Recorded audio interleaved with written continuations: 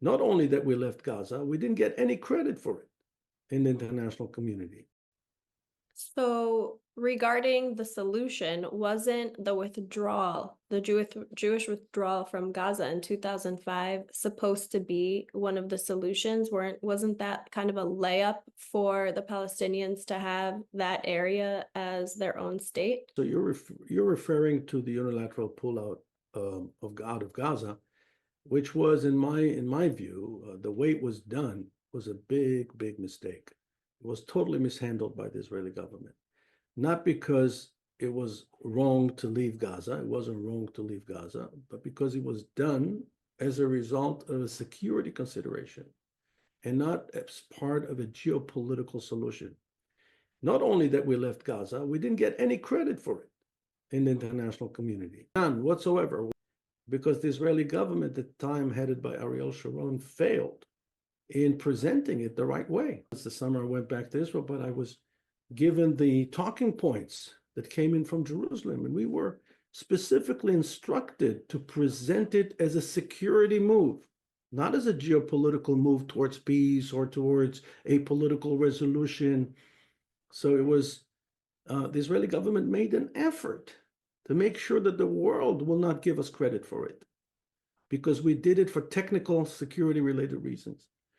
Big mistake. If you are going to do this, do it together with the world, with the consent of the superpowers, with a Palestinian partner, so that you at least can get someone responsible for the situation. What happened was that we left Gaza. The United States came and said, against our opinion, but we were in no position, let's hold democratic elections in Gaza. What does it mean to hold democratic elections in Gaza? In the eyes of the people that conceived the idea, democracy begins and ends with the technical procedure called elections. But no, democracy is far more comprehensive than that. It's more deeper than that.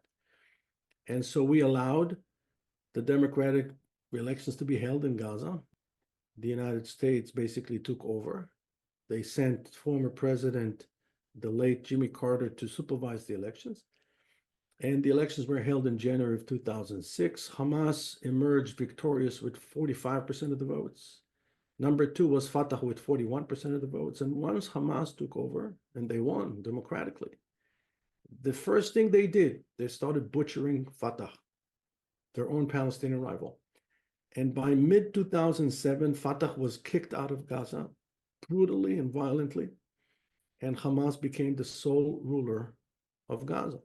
And so when Israel attacked Gaza post 10/7, it wasn't just attacking Hamas. It was attacking a rogue entity governed by Hamas. But we view Gaza to be a political entity, more than semi-autonomous, because Israel had nothing to do with the day-to-day operations of Gaza for the last 15 years, right? So to go back to your question, yes, so Israel did it. Israel pulled out of Gaza. Perhaps it was for the right reasons, but the way it was done was very clumsy, and showed no diplomatic sophistication on the part of Israel's government at the